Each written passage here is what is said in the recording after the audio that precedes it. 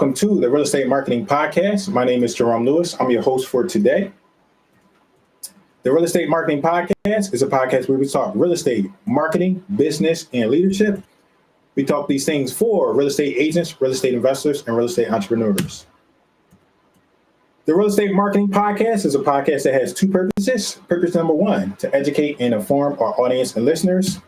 Purpose number two, Sharyn, to highlight you, your business, your service in a way that provides value to you, including market exposure and content creation. With that, we have a very special guest for the second time, Sharyn Mancini. Sharyn speaks on using multiple exit strategies to customize solutions for homeowners and attributes much of her success to the mindset work she has cultivated during early childhood trauma experiences. She is highly experienced in meditation, tapping, journaling, and connecting to herself and God has used the resources to build a very successful real estate investing business, buying and selling over 500 houses during her career. Sharyn has been in the real estate business for over 25 years and has worked as a seller finance specialist, rehabber, wholesaler, and now focuses primarily on acquiring rehab projects and seller finance deals through her company, Sharyn Buys Houses. A portion of her expertise is in wholesaling lease options, assigning terms contracts instead of the standard cash deal. Sharyn negotiates lease option agreements with motivated home sellers and then assigns the contract to an end retail buyer. She's also in the midst of building her rental portfolio, utilizing seller finance. Sharyn prides herself in offering multiple solutions to sellers and buying either cash for a quick closing on terms for the maximum net price or staging and listing the house to offer regular retail buyers. Sharyn, I'm excited that you're here. Welcome to the show.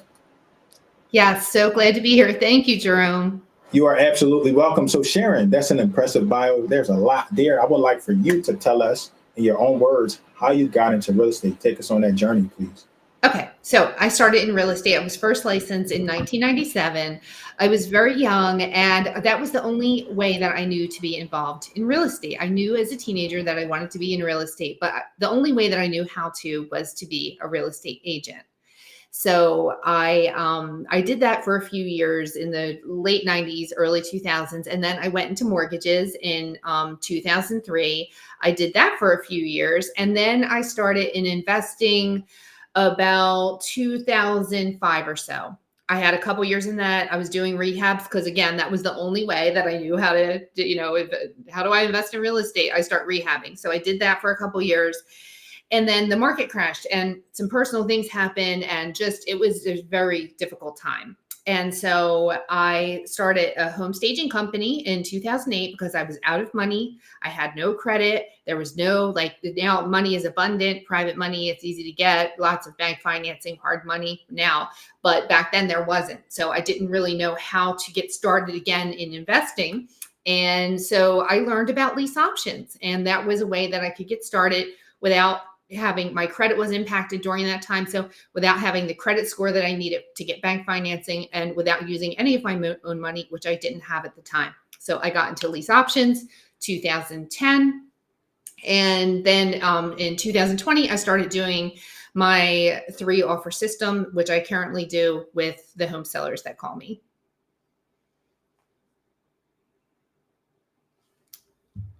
Jerome, I can't hear you.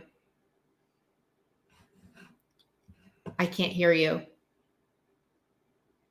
Okay, I'm sorry. So what I said was one of the things that you mentioned that's jumping out to me is that you mentioned how you got started in real estate. We get started and we're like, how do we get involved? And your first path was agency. For me, it was wholesale. But along the way, I was like looking at a house. I was like, oh my God, there's no way I can buy any of these houses. I don't have the money or anything like that. Mm-hmm. Then I started learning about that. The thing that you mentioned was the lease options. So I want you to talk a little bit about that. Like, what is a lease option? How do you wholesale them? I want people to be open to that idea and see that they can do real estate another way besides fixing and flipping, just wholesaling or just agency. So could you talk about that, please? Yes, certainly. It is a very different product. And what's good about it is it can work, like if you're a wholesaler, it can work very well for you because you are really, at the end of the day, the offer that you're making is about 50% of the after repair value.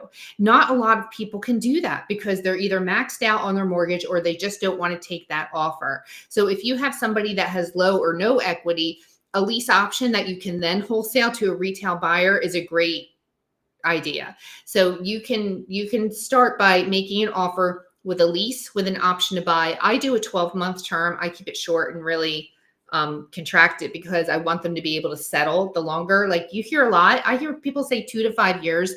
I don't do 2 to 5 years. I do a 12-month lease with an option to buy because otherwise life happens and they don't settle. I set them up to settle. I want them to settle. So I like to make it as, I like to support them as much as possible. So what I do is I make a 12-month term offer. I'll do a lease with a monthly amount.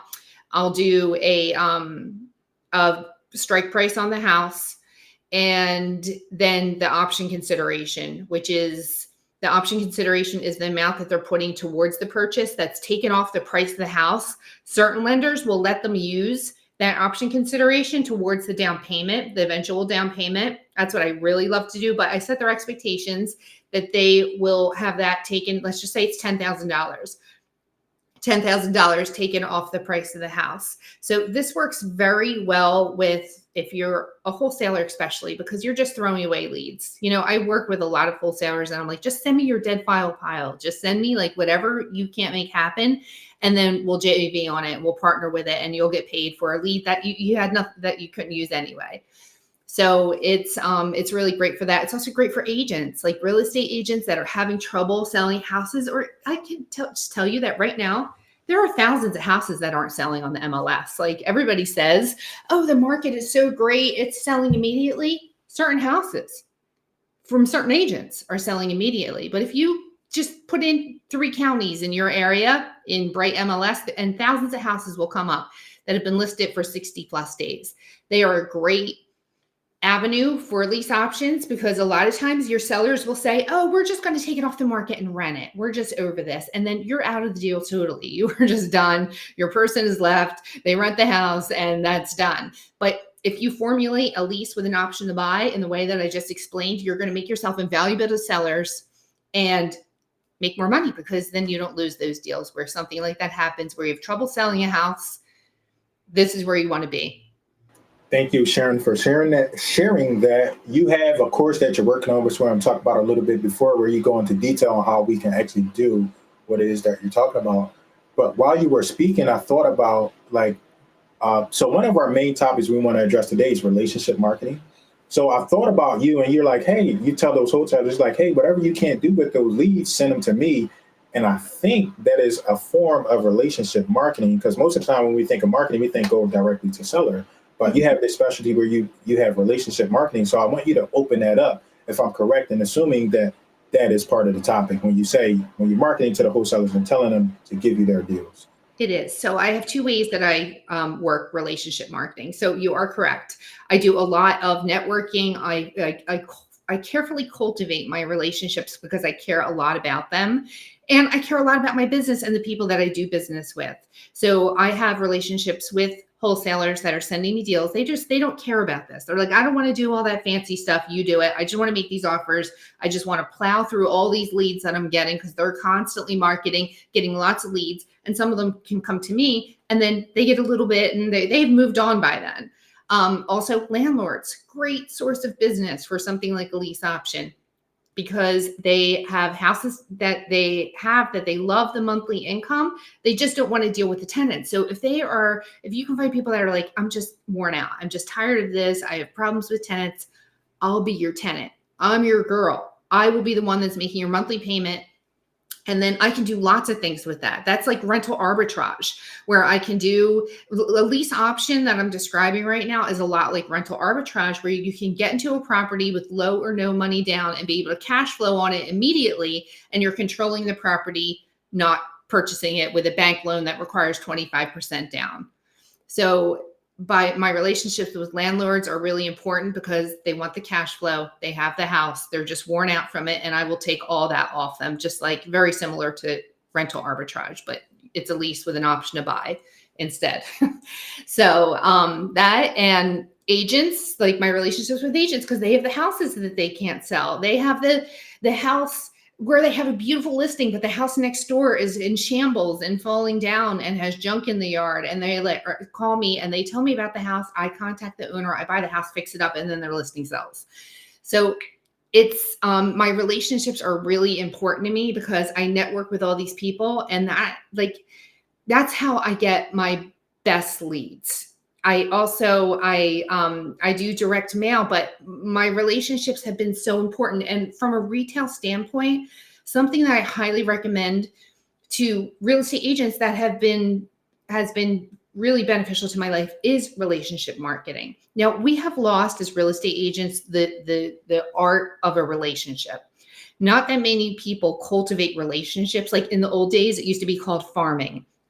Now it's called relationship marketing. So if you can hit, let's just say, I'll just describe what my experience is in this and what I've done, but I like to go to brunch. I'm a brunch girl. Okay. I enjoy that. I like hanging out with other women. I like going to brunch. So what I did is I created South Jersey Ladies Brunch. So if you go on to Facebook, it's a Facebook group. And it has maybe 400 people in there. And that is people that I have cultivated over my career. Hey, let's have brunch. Let's go out. Let's have fun. And I have a monthly brunch that I invite people to. So the people that are coming through my open houses, like if they come through my open house, everyone is just doing the same thing, unfortunately, when it comes to agency. They're going, oh, can you please sign in here? And do you want me to send you a list of properties? And do you have a house to sell? And just the same old questions. But if you're like, hey, I'm so glad you're moving to this area. We have a monthly brunch. Why don't you come on over and have brunch with us? You can meet some people, see what it's like around here. And that way they can see you in a non-salesy, non-professional way. And then you're their friend in real estate. And Gary Keller wrote such a great book with The Millionaire Real Estate Agent and about touches.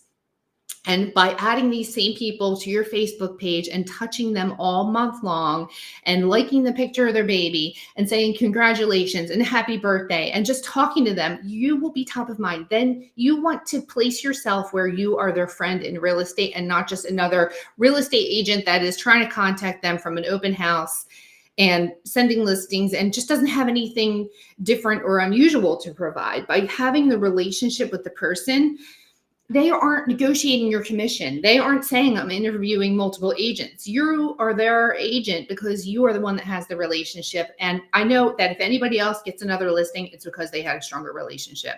In one way or another, the relationship was stronger than mine was. So relationships have been a lot of my business. I teach this in the upcoming course. I'm actually going to have a module on relationship marketing because it's way deeper than we can cover in this podcast. But this is just a small part of what I do to build a relationship, to connect with people in neighborhoods. So I am their person.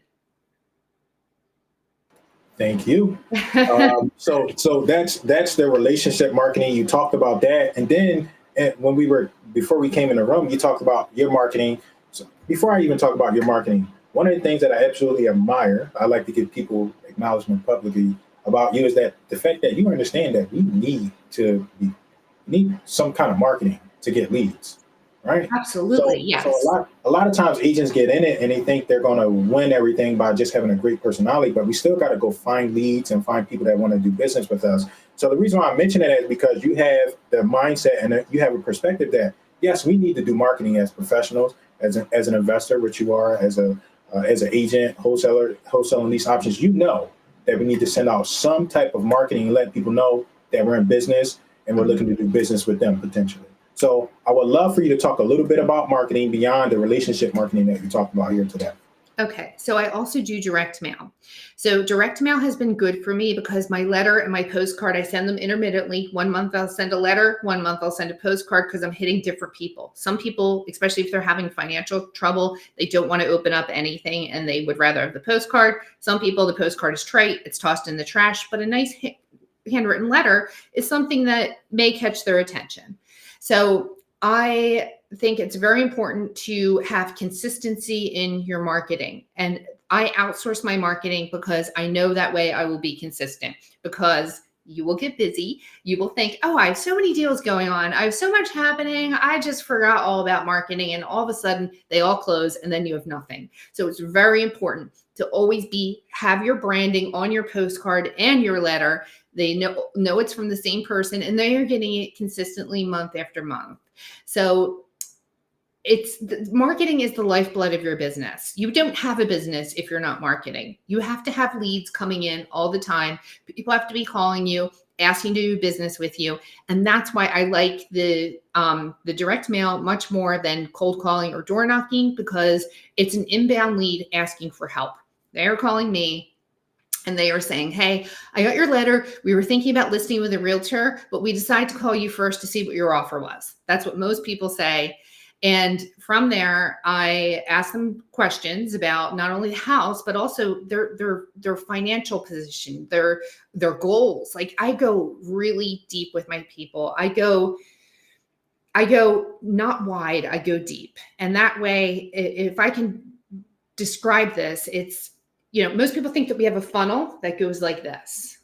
Okay. So we think we throw everybody in here and we get a little bit at the end, but my funnel is inverted. I only put a couple people in here and I'm getting a lot of business from it because I highly cultivate these people.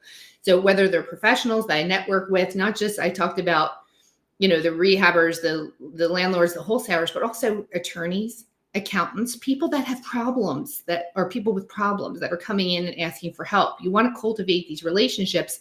And I also I work on the relationships with people who are getting my mail and calling me. It's not just like, hey, here's your offer or whatever. I make sure that I carefully listen. The first question I say is, tell me about your house and the situation, and I'll see what I can do to help you. Because I just let them talk. As long as they will talk, that's how long I let them talk. All right. Sometimes I can get all the questions answered from just that one question. All right. Other times I have to pull it out of them sort of and just make them feel comfortable and build rapport because I need the answers to the questions. And then I set the appointment. And once I set the appointment, I make 3 different offers. One's cash, one's seller finance, and one is an offer to list. And I go and I present those offers. And that way they are deciding which offer they want, not if they want to do business with me, because I have from there demonstrated that I'm a highly capable real estate professional with multiple solutions. So yes, that's how I do the marketing. That's my inbound leads, and that's my system in a box. That is amazing. What jumped out? A couple of things jumped out to me. Number one, you talked about the funnel, and me summarize. I'm like, it's quality rather than quantity is how Sharyn's going about it. A lot of people, they'll go quantity, they'll try to pull the quality out, but you inverted it. I love that. Yeah. And then the second thing I love is that question that you asked, because I know, like, I just started like really, really looking into sales and helping people. Like, you want them talking more, you want them expressing themselves because you can help. And the way you asked that question, I was like, oh my God, that was like great. That's like a genius question. Tell me about your situation. Tell me about the house and your situation, and I'll see if I can help. And I can just see the floodgates opening for some people. Some people might have to pull it, but when you say it like that, when you phrase it like that, it's like, oh, they're gonna give you everything that's on their heart and mind, and then you can take that and you can figure out a solution on how you can help them. That's raw data, Jerome. I want the raw data. Give me the raw data, and then I can sort it out from there and customize solutions for homeowners. It's not just like, let's list your house. Let's put a cash offer on your house. I listen to what they're saying. I listen to what their situation is. I listen to their pain. The pain point is the most important thing. People that are buying I Buy Houses or calling I Buy Houses letters and postcards, they have a pain point. They have a problem. They need a solution or multiple solutions. Mm-hmm. And so by getting this raw data from them, from getting the information that I need, I can then sort it out and customize solutions for them. Thank you. I appreciate you sharing that. I think now the course you're creating, so you're going to include that script, right? I call it a script. Absolutely. Include that script as well. They're all scripts. Sometimes people tell me, I don't use scripts. You do. Even if you think that you aren't using a script, you're using a script. So yes, it will be included. That scripting will be included, as well as the marketing that I do, the questions that I ask, and how I formulate the 3 different offers. Okay, so let's take a moment to. I just want to talk about that course. I am not shy about promoting my guests here because they bring value to the audience, and I welcome to share the resources that they have to offer. So I want you to talk about that course and let people know how they can get it or how it's upcoming. I just want to hear about the course because that was that multiple offers thing. That's why I like working with you because I'm rambling. But here's the thing. I'm going to make my point, then I'll give it to you. Mhm. I work with some agents, and what they believe, as well as investors too, is that they believe that there's one solution for every seller. Mhm. To oversimplify, agents think they can list every property, and investors think they can buy every property for cash. That's Mhm. an oversimplification, but that's what happens. One of the Mhm. things I love about you, your strategy, is that you offer them 3 different solutions based on what it is that they need, and you Mhm. allow them to choose. Yes, So, that's right. all right. So please tell us about the course that you have coming up. Okay. So the course that I have coming up, it will actually be out next week. I'm very excited about it. Right now, we're at the week before Easter. It's going to come out the week after Easter. And it focuses on multiple things. So the multiple solutions it focuses on, that's strategy. All right. Strategy is very important. It's also available everywhere. All right. You can get strategy from courses, from YouTube, from podcasts, from whatever, Google. You can get strategy from all of that. The problem that I've seen and the problem that I'm working to address is that people don't implement it. They don't take the action because of mindset. So the way that I have written my bio and the way that it is, it's very vulnerable with me talking about painful childhood experiences, my relationship with God, because I think it's very important to convey this information that we have all had some level of trauma. And that's why we don't move forward. We're fearful. We feel numb. We feel not good enough. We feel anxious. Okay. There's a voice in our head that's telling us things that aren't true. And if you begin to progress in your career, in your income, I mean, it takes a lot to go from $100,000 a year to $500,000 a year, and then $500,000 a year to $1 million a year. Because new level, new devil. Your mind is going to stop you. Your mind is created to stop you. It wants you to be safe. It wants you to not do anything. So it creates all these things. And over time, I have learned how to break through that. And that's what I want to share with people. It's so important. I could tell you strategy all day long about 3 offers, about marketing, all this. But if you have the tire on your back, you're not going to be able to do it. And that's what stops most people. Many courses are being sold across the world and people aren't implementing them. They sit there, they stay in their comfort zone, they're afraid to get out of it. And so this is a lot of the course as well. I would venture to say that real estate success, or success overall, is 90% mindset and 10% tactic, what you do, what your strategy is. It's very, very important to have the correct mindset to be able to progress. I can teach you the strategies, but you also have to have a mindset. So I have combined both in the course.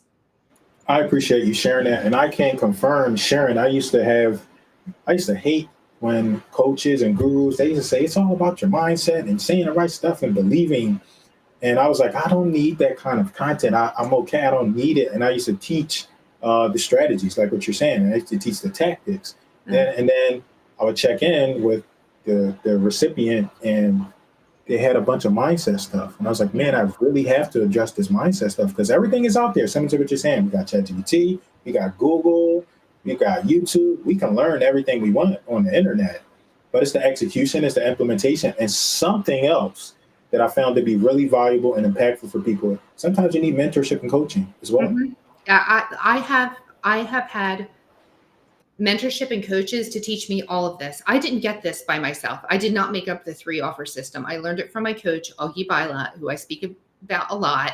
He is no longer coaching, but I'm taking everything that I learned from him and sharing the love, because he now does he does wheelchair distribution around the world. It's called Share the Love. And so I support that mission on what he's doing. He is financially free. He is able to go around the world and distribute wheelchairs. So I'm fully in support of that. I'm now teaching what he taught me. And I also now have hired a coach to teach me how to coach. So now I'm learning how to do this coaching because my learning curve is so much shorter. I could fumble through it. I could YouTube it. I could listen to people talk about it in little bits and snippets here and there on Instagram and on TikTok. But this coach is just powering me. Like, I feel so powerful in this because I know that she's behind me. I know that she has been successful in it. I know that she can teach me how to get from point A to point B without fumbling as much as I would without her. Thank you. So you stole my next line I was going to ask you about, because I didn't fully finish your bio, but to share the love, I wanted you to talk about that. So you did touch on it. I just want you to talk about it a little bit more, because one time we had a conversation and I could just see like your emotions, your care, your authenticity, your concern that you supported that mission so much. So I want you to take a moment. I want you to talk about it, let people know how they can learn more about it and how much it means to you. Okay. So I am a very altruistic person. I care about the other beings in this world a lot. And it's a part of the joy that I find just from being alive is supporting other people and animals. So my coach, Augie, he started this, I'm going to say around 2020 or so. He started with wheelchairs, but I don't think it was called Share the Love until approximately 2020, 2021. But he was doing wheelchair distributions, which he calls wheel estate, by the way. Isn't that the cutest? Wheel estate. So he was starting with that before 2020, and now he has Share the Love. And what he does is he goes around the world and he distributes these wheelchairs. He speaks at these big events. I was just at one of them 2 weeks ago. It was fantastic. There were over 300 people there. It was a great event, all about real estate. And so he speaks at these events and promotes this charity. And we were able to raise $125,000 at this event 2 weeks ago. And it doesn't have to be huge amounts like that. Like, even just donating a wheelchair is $200. You can even do something that's like $18 a month, and it's just direct deposit and it goes to the wheelchairs, and you can still make contributions without contributing huge amounts of money. Now, the people that he's giving them to, I just want to tell you like how very touching this is. In other countries, these people are literally dragging themselves to work, Jerome. They are on their hands, taking themselves on dirt roads to be able to get to work. And Augie takes them and puts them in a wheelchair and changes their lives. And you know what he told me 2 weeks ago when I spoke to him about it? He said that he put somebody in a wheelchair and he said, so what are you going to do now that you have the gift of mobility? And he said, now I can work harder to provide for my family. That's what this man wanted to do. And this is what my coach provides to the world. So I am very passionate about it. I'm very excited to be involved in it. People can go on mission trips. So he has mission trips where he needs help with the distributions, and people are invited to go on that as well. So it's just a great organization that I fully support. I'm very excited to be a part of it. I'm excited to hear that story. And sometimes I just want to share something really quickly. Sometimes people ask, Jerome, where do you get your drive? How are you so disciplined? How are you so dedicated? And stories like that is part of the reason why I'm grateful for all of the opportunity that I have here. I'm not going to complain about anything, because I could easily be in one of those like situations that you mentioned. So I don't have much to complain about. I can walk, I can talk, I can go to work. I'm capable. So this is what keeps me going. I'm extremely grateful when I hear stories like that. It just makes me extremely grateful. I don't have anything to complain about compared to those problems. Absolutely. These people, and they are so grateful. Like, it's amazing how, like in our country, our healthcare system provides wheelchairs. Typically, we are a lot easier, softer society when it comes to healthcare than countries where there is no healthcare. So I love it that he is able to bring this gift of mobility, because people are carrying their family members to Augie to be able to put them into a wheelchair. They carry them around. They carry them on their backs. They carry them in their arms. This is their way of life. They have just lived with carrying around a family member that didn't have the use of their limbs. So it's really an amazing thing. I'm super excited to be a part of it and just honored. I am too. I love the story. So Sharon, there was one thing that we did not talk about, but we're going to tease the audience because they can learn more about this inside of the course. That one thing was what to say to the sellers. You touched on it a little bit. We didn't go into detail, so they can learn more about that by finding out about your course. Tell us about the course, please. Where we can Okay. get access. So with the so what to say to the sellers when all right, so I ask that question to everyone who calls me. All right, I want a broad overview from anyone who calls me, and then if I can't get the answers that I need, I have to sort of pick it apart, and I start with very easy questions. What's the square footage? Which you're not going to share, right? Because you're going Okay. to let them get the course, right? In the course. Okay. So in the course. So in the course, you will get I have two things in it that are relevant to this. I have the questions that I've asked. I don't use the sheet anymore. Eventually, you won't even need the sheet, but I use the sheet a lot because I have to tell you, some of the fears that I had to break through were fears of picking up the phone and knowing what to say. And that's why I think this is such an important part of the course. And I was afraid. I would send out marketing. I've sent out marketing and been afraid to answer the phone, Jerome. Okay. So I was afraid because I didn't know what to say. I didn't know how to get the appointment. And so I made a sheet of things to say, and I cultivated it through my career on what worked and what didn't. So there's a very specific way that you need to ask these questions to build rapport, build trust, and be able to get the answers to your questions. So they're in a very certain order. Then I have a YouTube video that goes along with this sheet as well. And it kind of explains, like, I don't want to just send people a sheet and just have it available to them. And they're like, what are these? Does this make any sense to me? It may not. So I have a YouTube video that goes along with the sheet that is a part of my course as well.